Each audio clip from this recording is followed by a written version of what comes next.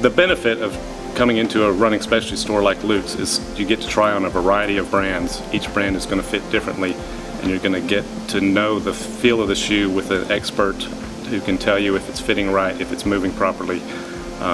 It's going to help you avoid a lot of the pratfalls of being in the wrong shoe and trying to run.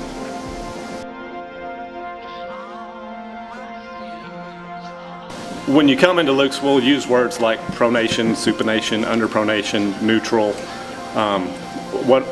Basically what that means, pronation is, if you imagine this is your arch and it collapses down, it's going to pull the center of gravity inward and push your foot out. So that's pronation. You're going on the inside of your foot. Underpronation or supination would be where you land on the outside, you stay on the outside. Typically, someone who underpronates or supinates has a pretty high rigid arch.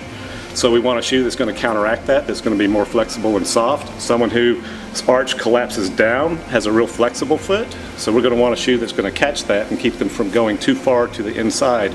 We just want to find the happy balance so that we can keep your foot going down the middle, which is basically a neutral path. When you come to Luke's, you can expect to spend 20 minutes to an hour. I've seen fittings that took longer than that, but the main thing is we're going to spend time with you, talk to you, find out about what your interests are, what your goals are, what your aches and pains are, what your history, your injury history.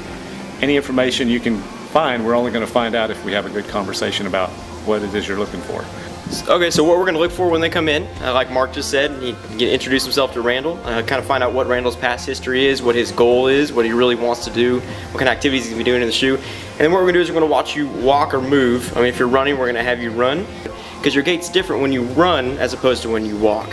First thing I want to see is kind of how Randall's frame aligns with his feet. So I'll typically ask you, go ahead and stand up for me, Randall, kind of a semi-at-attention, just relax.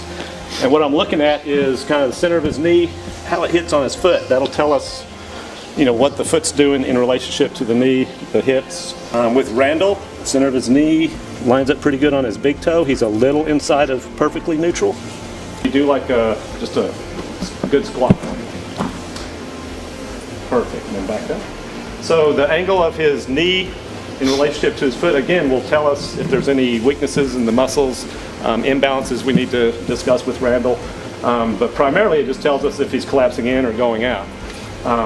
When we have you walk, when we have you run, we're looking for that alignment, because running is kind of like golf. You want to stay in the fairway. You don't want to spend a lot of time in the woods. It's scary out there. Since Randall said he's running, I'm going to have him run a few steps down, a few steps back, and kind of just see the biomechanics of the way his foot is actually moving. So Randall, if you just run down towards the couch there for me. Hey, and jog on back. There we go. Go ahead.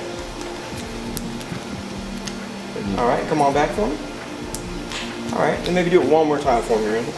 What I can see from there, from Randall, is he looks pretty neutral. He does have a little bit of motion when it comes on his left foot, kind of wants to cave in a little bit. So anyway, without going too in depth into the biomechanics of the way your foot moves, we can see your foot shape, the way it moves, and we know what shoes might work best for you for the activity that you're going to do, and maybe what type of shoe would work best for you.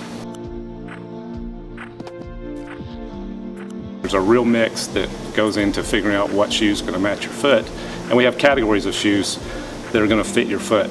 Okay, so as Mark was saying, there's different types of categories, and so there's neutral shoes, such as the Brooks Defiance, the Mizuno Wave Rider, the Nike Air Pegasus. It's an example. Another example would be the Ultra Instinct 2.0. So all these are neutral shoes, but they all have very different functions. So different types of feet would fit differently in these shoes, and some would be better for some foot types, some would be better for others. So that's why it's a good idea to come in and try these on. There's also stability shoes. So again, this is the Nike Structure, and this is the Brooks Adrenaline. Again, they're both very high quality stability shoes, but they offer different functions just because of the way they're made. So they'll fit different foot types, differently. So one other category would be a motion control shoe. This is called the Brooks Beast. Again, it's going to have a lot of hard posting like most stability shoes do, but there's going to be subtle differences that's going to make it more stable. So there's different categories. You're going to make sure you get in the right type of shoe in the right category to give you the best benefit for what you're doing. So proper sizing of a shoe, critical to the successful fit of a running shoe. Y'all may remember this from your childhood. but we still use them at Luke's. It's a Brannock device. It's going to give us the arch, the length, and the width of Randall's foot, and we can size him accordingly into the proper shoe. For running, we want somewhere between a finger and a thumb from the end of the toe to the end of the shoe. The purpose of that is, the way a running shoe is designed, is it's designed to flex around the outside dimension of your foot. Therefore, if it's the same size exactly as your foot, when it does that, the shoe's shortening and coming back on you is going to create havoc for your toes and cause shin splints, all kinds of setbacks. So what we want is little wiggle room in the front. We look at this, we can see Randall's arch is actually an 11 and his width is a D. So he's a good standard D width, but we're going to boost him up a full finger, so we're probably going to try 11 and 11.5 on Randall to see how that feels to start with. What happens when that toe box, if there's not room for that float, is it's going to catch your toenails, it's going to push them back, or you're going to clench. If you clench your feet, you're going to feel your shins fire. If you have that wiggle pressure on your toenail 1,000 times each foot each mile, they're going to turn blue and then black and then they're going to fall off. How depressing. It's very depressing. I brought a pair of shoes to try. So this is a neutral shoe, and what it's going to allow us to do, Randall, is kind of see the way your foot is naturally moving without any kind of extra guidance or kind of anything in the shoe in the way. Just go and slide your right foot in there for me. All right, and then if I pull it too tight, let me know. All right, just want to make sure get it nice and snug on your foot, but that is comfortable to you. Perfect, thanks. And then just stand with your weight even. I just want to see how much room you're going to have between your toe and the end of the shoe. So what I'm looking for is, like Mark was saying before, I want to make sure he has about a thumbnail's length between his toe and the end. And that, you know, it's not too tight width-wise right there across his met heads. It's not squeezing too much. All right, what I want to do now, Randall, is we're going to hop over on the treadmill and run a little bit, just kind of get an idea of what they feel like, and I can see how your foot moves. All right. You know, if we can't tell from watching you walk and get on the treadmill, we can also do a video analysis. We can do a stop motion filming so we can see exactly what's going on with your feet. So I'm going to go ahead and shoot a little bit of footage of Randall's feet.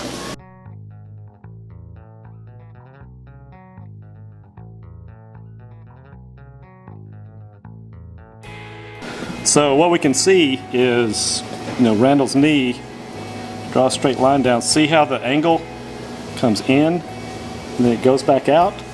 We want to find a shoe that's going to get Randall's leg more straight up and down. So we just watched him run, kind of seeing the way his foot moves, and I can see he overpronated a little bit, so I was going to bring out a shoe that might help stop some of that overpronation. This is called the Mizuno Wave Inspire. So this is a shoe I decided to bring out for Randall, but for each customer it would be different. We have dozens of brands and we have over 250 different styles of shoes. So we want to find the shoe that is going to work best for you in the activities that you're going to be doing. So now when I see from the back the way his foot's hitting the treadmill when he's running is his left foot's not rolling in now, because the Mizuno Wave Inspire is a stability shoe, so it has a material in there that stops that internal rotation there. So everybody pronates, trying to make sure that you're not over-pronating in the shoe.